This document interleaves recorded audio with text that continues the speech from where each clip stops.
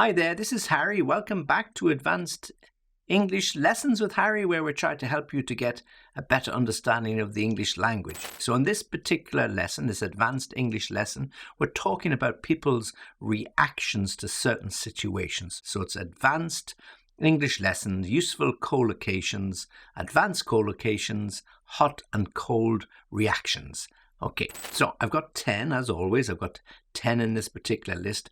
So I'll go through them, I'll give you an indication of what they mean and hopefully give you an example that you can play around with and get to understand it better. Okay, let's go. An icy stare. So if somebody says something to you and you don't like it, you look at them with an icy stare, and it's a cold stare because it's icy, and they get the impression that there's something they said that you didn't really like. So you're met with an icy stare. Or perhaps you're trying to talk to somebody in a friendly way, but they don't want to be so friendly, and they just look back at you with a cold, icy stare. Okay, so it's not warm, it's icy. It's not friendly, it's unfriendly. It's an icy stare. Second one, lukewarm response. Well, a little bit warmer than an icy stare, but a lukewarm response is something not so interesting, okay? So perhaps you've made a suggestion to your manager, or perhaps you've made a suggestion to the management team, something that you put a lot of work into and a lot of effort, and you think it's really a good idea, but when you bring it up and you present it to your manager or the management team, all you get is a lukewarm response, and a lukewarm response is less than warm, less than interesting, and something that they don't really care so much about. So when something is lukewarm, it's not so good. It's like food, if you go into a restaurant and the plate of soup arrives, and when you taste it, that's not warm at all. It's lukewarm, so it's not so good to taste. So a lukewarm response from anybody is something not so satisfying, not so spectacular, and not so interesting. Lukewarm. A heated debate. Well, now the temperature is rising. A heated debate. A heated debate is almost an argument, okay? People don't want to call it an argument because then they think people are shouting and screaming at each other. But a heated debate is not far off. A debate between two people where either one isn't listening to the other or neither of them is listening to each other, then it becomes a little bit heated. But I said that, no, you said that, but what? And it becomes heated and argumentative, and people then lose their tempers. So a heated debate, often you get that in political debates. Before a presidential election in France, or a presidential election in America, or the election for a new government in the UK, they often have these televised debates between the candidates for presidency or for the leader of certain parties. And this is when the debates can get a little bit heated because policies are put on air. One party agrees, the other party doesn't, etc., and therefore you get heated debates. So a heated debate is something where the temperature rises, they're just about in control, but not quite totally in control, so we can call it a heated debate. A frosty reception. Well, we talked at the beginning about an icy stare, so a frosty reception is very similar. A frosty reception is something cold and not welcoming. Okay, so perhaps you had an argument with your nearest and dearest. Perhaps you had an argument with your parents. Perhaps you had an argument with somebody in the office. Whoever you had the argument with, there's almost guaranteed that the next time you meet, you're going to get a bit of a frosty reception. So it's going to be quite cold. Good morning. How are you today? All right. What did you do at the weekend? Nothing much. So the reception you get from that person is very frosty because they're still feeling hurt from the argument or whatever happened the day or the week before. And perhaps you didn't have time yet to apologize, or you haven't cleared the air with the person. But it's guaranteed that the reception you get is going to be cold unwelcoming, not warm, and therefore we call it a frosty reception. Next, we've got a hot temper. When somebody has a hot temper, it means they boil over or get excited or annoyed or angry very, very quickly. Be very careful with that guy there. He's got a hot temper. You say the wrong thing to him, he's likely to jump all over you, jump up and down and scream. Or if you're the coach of a football team and you know that one of the players on the other side has a hot temper, you tell your guy, annoy him, give him a few little pushes or kicks.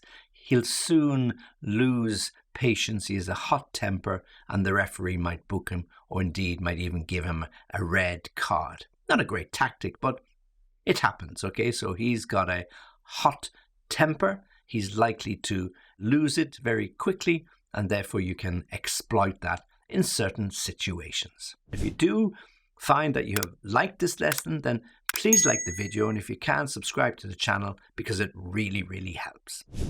Tempers flared. This is a great expression, particularly at the end of a football match or in the middle of a football match. And so the game was really tight. It was end to end, both teams going for the victory, one of the teams slightly better than the other. Somebody does something a little bit naughty, they trip somebody, they push somebody, and then tempers flared, and the referee and the referee's assistants had to come in and break it up, and a few yellow cards were dished out. Tempers can flare in all situations, in heated moments of debate, as we mentioned before, in the schoolyard. Somebody trips another kid and then they square up to each other, and then the other boys are egging him on, go on, hit him. So tempers flared.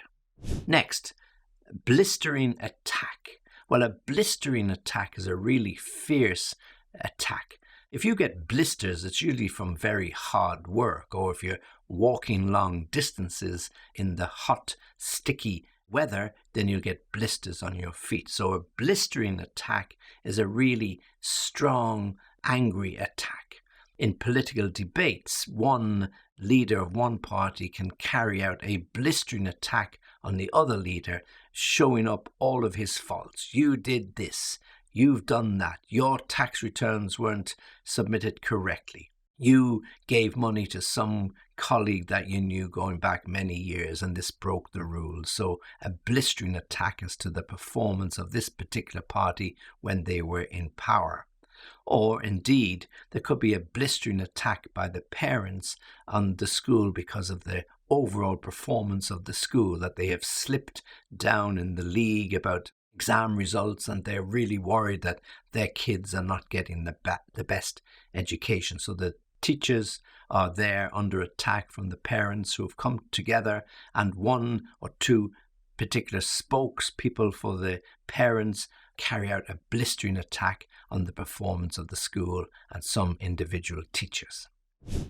Anger boils. Well, water boils when you put it on the stove and you switch on the electric kettle, the water boils. So when people get annoyed with each other and it's protracted over a long period of time, then like water, eventually it will boil over. So anger boils like water in a pan. It begins to bubble and more bubbles, and then suddenly whoosh, there's a large explosion and people start shouting and screaming. So anger boils. In a crowd, when the crowd are very angry with the government because of the cost of living increases, with the government because of the higher costs of energy, whatever the reason why, when the crowd gets together, they start shouting, and then the crowd senses and picks up on the atmosphere, and then the anger of the crowd begins to boil, and then somebody starts shouting and screaming, and some things are thrown, and then the police have to come in